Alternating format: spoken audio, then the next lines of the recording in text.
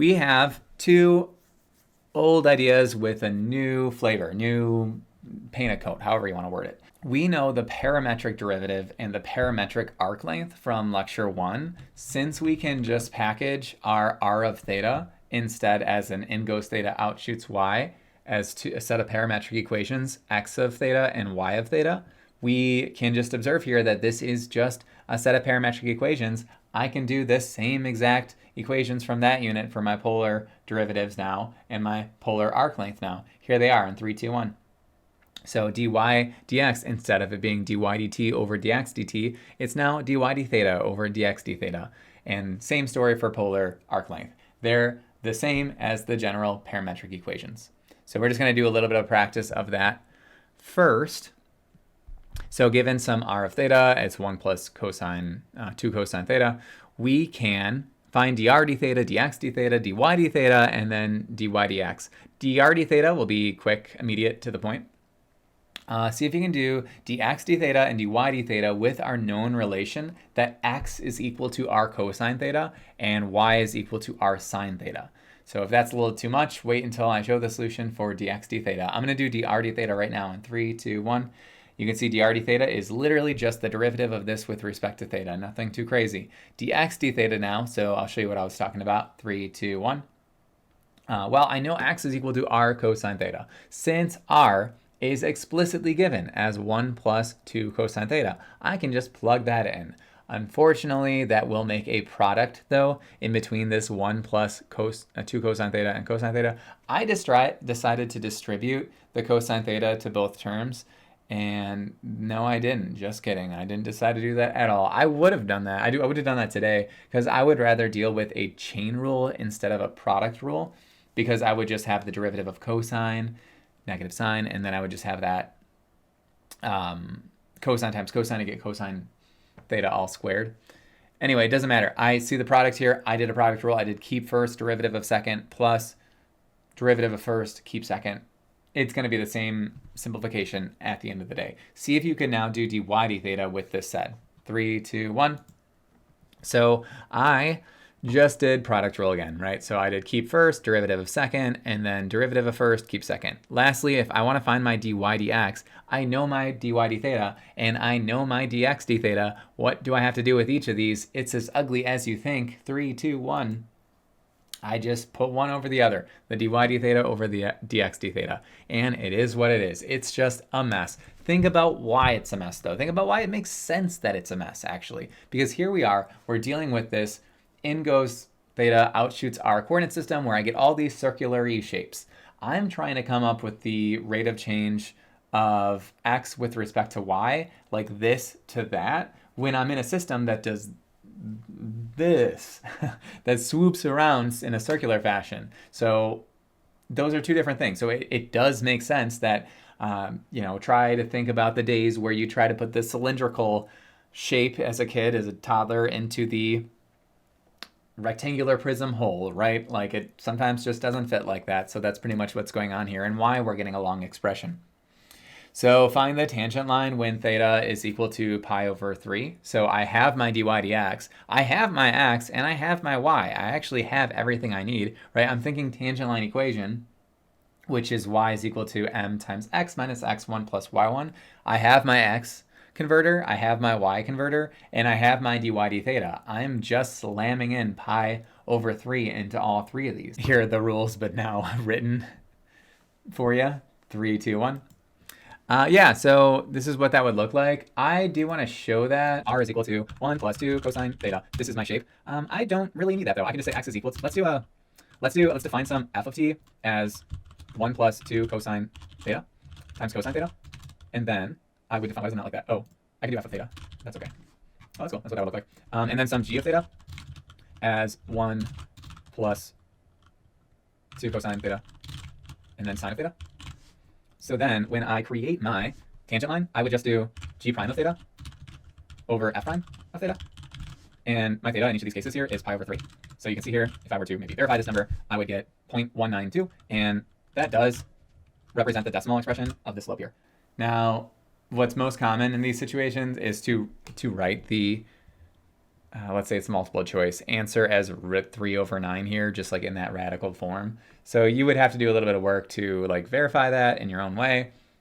To get this root 3 over 9, plugged in my pi over 3 for this full expression, and that's just how it's simplified. So coming up with x1 and y1, significantly less work, and it's also going to come out to a nice number because I just need to know the cosine of pi over 3 in this case, which is just a half.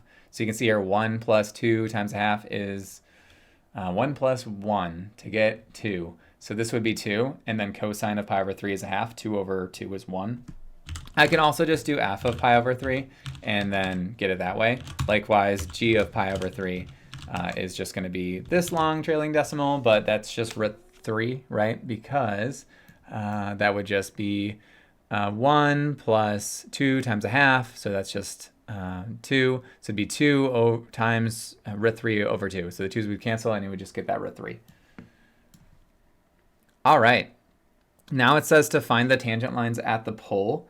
So that would be when r is equal to 0. Let's figure out when that theta value occurs. So I'm going to set r equal to 0 here, and I'm going to solve for theta. See if you can do that in 3, 2, 1. So I did that, and I got 2 pi over 3 and 4 pi over 3. So then thereafter, I can just do that same dy dx business and find our dy dx as our slope. Something to consider, though, at the pole, my x, y are 0 and 0 respectively, which is just really nice work for the x1 and y1. I'm just coming up with the slope ultimately at the theta values 2 pi over 3 and 4 pi over 3, and then just using that as your m, right? Because it's like technically like x minus 0 and then plus 0 at the end, but there's no need for that. Looks like this. All right, last one, find the full length of this limacon. So I just want to come up with the length of this whole shape here. I already wrote my f and g there, so I can just do the integral, and it's just from 0 to 2 pi, square root of the sum of squares of the derivatives. So that's going to be some f prime of theta, if I wrote it right, theta squared, and then plus some g prime of theta squared d theta. So 13.365. And let's see if that's what I got. Yay, I can type in stuff to a calculator. So just your ability to do that, though, it isn't that easy, right? Because if you didn't know to create like some function, well, there's a few layers, right? If you didn't know the relation between r theta and x and y, you didn't know to functionify x of theta and y of theta as f of theta and g of theta, you would have had to sit there and plugged in the derivatives and squaring them, and you would have this huge nasty integrand. So there is a little bit of a skill expression to that for sure. Just kind of your savviness with software like this. Okay, so now we have two final ideas for this unit. So think about how with parametric equations, the integral wasn't that useful. It gave us just arc length, but just by the nature of how you can just move freely for x and y, area under the curve didn't make too much sense. Now with polar equations, though, it kind of does. I can come up with the area inside of each of these petals, or the area inside of this circle, or the area inside of this little loop. So as a result, that is bringing us to final two equations here, polar area and polar area between curves. I'm going to show you what these look like, do a little derivation for you in 3, 2, 1. For polar area, think of the following here with me. Area of a circle is pi r squared. If I want the area of a sector, that's theta over 360 pi r squared. So for example, if I wanted a quarter of a pizza, I would divide by 4. So that would be like 90 degrees, right? That's a quarter divided by 360. That's 1/4. So 1/4 pi r squared. Since we're in radians, we're in calculus, and we prefer radians, I converted that 360 to 2 pi, and you can see the pi's actually just cancel. So then I have theta over 2 times r squared. If I calculusify this, since r is a function of theta, and I'm like sort of like scanning my way through, I'm sweeping around whatever that shape is, kind of keeping that connection to the pole, finding that infinite sum of pole to curve, pole to curve, pole to curve. I'm integrating, so that is an infinite sum, where I have that small change in my theta, my d theta, for each little lever of my shift. So it's theta over 2 times r squared. Well, I have the r squared here. I have my over 2 here, and then my theta would then be represented as my integral from angle alpha to angle beta with respect to theta. All right, if I want to now jump to polar area between curves, I want you to think back to top minus bottom and right minus left days. Instead of top minus bottom, think about how this may be a new expression. So say if I were to just graph r is equal to 1, the unit circle here, and I wanted the area of this shape right here in between these two curves. Instead of top minus bottom, what might it be in relation to the pole? Instead, it's now going to be minus 3, 2, 1. Outer minus inner. So you have like this outer function, we might call it like R2, and then it's like inner function, this might be like R1. So then I would subtract off that distance and ultimately just arrive at my desired area, R2 squared minus R1 squared. And then that 1/2 is still here from the polar area conversion, still the integral, still from alpha to beta with respect to theta. Okay, so these are the final two equations. Let's put them into use. All right, find the area of the cardioid. R is equal to 1 plus sine theta. All right, so got a cardioid here. Nothing too crazy. I do want to run through the calculations of each of these. You can just see the graphs here off to the side. I want to use this equation. I want to take the square of r and then divide it by 2 and then just integrate it on my bounds. The cardioid is generally, I would always consider 0 to 2 pi for the bounds originally, but sometimes you have like a frequency change and that might change your bounds. In this case, there's nothing like that happening. So we're going to be integrating this from, int 0 to 2 pi. And then it would just be that 1/2 lurking in front, 1 over 2. And then it would be of our 1 plus sine theta. 1 plus sine theta. Square it all, slap that d theta in the back, and then I get 4.712. 3, 2, 1. Yeah, same thing. Okay. Oh, okay. That's 3 pi over 2. Yeah, so this is integratable by hand. You would have to expand this out. You would have like a sine squared in there. You can power reduce that sine squared. But in the AP Calculus BC class, you don't know how to take the integral of sine squared theta. So as a result, you don't have to do this integral by hand. So I'm just going to do the calculator for each of these, although you can do this by hand. You would need power reducing formula. All right. Let's do the next one. So area of this little loop here. So 1 plus 2 sine theta creates this small little loop here. So I have to figure out when do I touch the pole, when do I enter this little loop, and when do I exit this little loop. So I do need that for the bounds. So set this equal to 0 and solve for theta. See if you can do that right now. 3, 2, 1. So if you were to do that, you would get 7 pi all over 6 and then 11 pi over 6. I enter the little loop there and I leave it there. So it's a little satisfying to see it this way. I'll do the 1 plus 2 sine theta here, and then set it equal to r, go from 0 to b, and then just scan my way through, right? So you can see here I enter my little loop right here, and that's that 3.7 value from what we saw earlier. This is 7 pi over 6. I'm inside the little loop this whole time, and then right here at 11 pi over 6, 5.7 something-ish, I leave the little loop. So those will be my bounds. And then everything else plays out the same. So see if you can get that written expression out. 3, 2, 1. You'd get this as our written expression, and then you would just do the same typing each time. I'm not going to show the typing anymore, but 0.544. All right, so find the area of one of these petals now. So it's the sine of 4 theta. I have 8 petals here. Think about what you might divide by if I have 8 petals. 3, 2, 1. Yeah, so I'm just integrating this whole thing from 0 to 2 pi, and then I'm just making sure I only want one of these petals, so I'm just dividing by 8.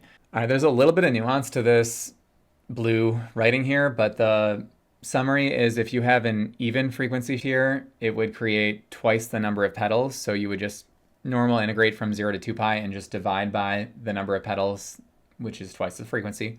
Or if it's odd, the number of petals is just the number that you'll see. So if the number 7 is here, you'll see 7 petals, and you're integrating from 0 to pi, you would then divide out that 7 in that case. So it has to do with the amount of how often you visit the pole, r is equal to 0. And for the last problem of the day here, find the area inside of the unit circle, r is equal to 1, but outside the cardioid, r is equal to 1 plus cosine theta. So if I want to be inside the unit circle, but outside the cardioid, think about what shape that might look like. Inside the unit circle, but outside the cardioid. This will be a little bit of thinking with what's going to be my outer function and what's going to be my inner function. And then for the next one, it says you want to be inside the cardioid, but then outside the unit circle. Okay. You want to be inside of purple, but outside of orange. So consider how these points of intersection are going to be of interest here. How would you find those? How would you find when two curves are intersecting or equal? See if you can do that. 3, 2, 1. That's going to be at pi over 2 and 3 pi over 2. That's literally the location of this literal unit circle, right? Think about that, right? The y intercepts occur at pi over 2 and 3 pi over 2 there. So those would be my bounds. And then if I want to be inside the unit circle and outside the cardioid, now I want you to consider which one's your outer, which one's your inner for this written integral expression. I'm going to show you that in 3, 2, 1. So 7. And then here we are. We are on the outside of my cardioid here, since I'm inside of orange but outside of purple. So 1 minus 1 plus cosine theta all squared is going to be my integrand for 7. And then for 8, consider how that's in reference to the following region. So then what would that integral look like to bring us to our final answer in 3, 2, 1? That's just the flip-flopped. So we want to be on the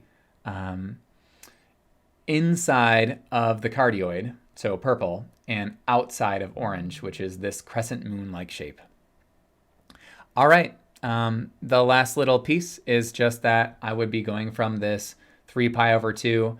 You can't integrate this to pi over 2 because I want to be sweeping through this in that counterclockwise fashion. And if I were to go from 3 pi over 2 to pi over 2, I would be going backward. That would be that region for 7 here, but in reverse. I'd get like a negative area.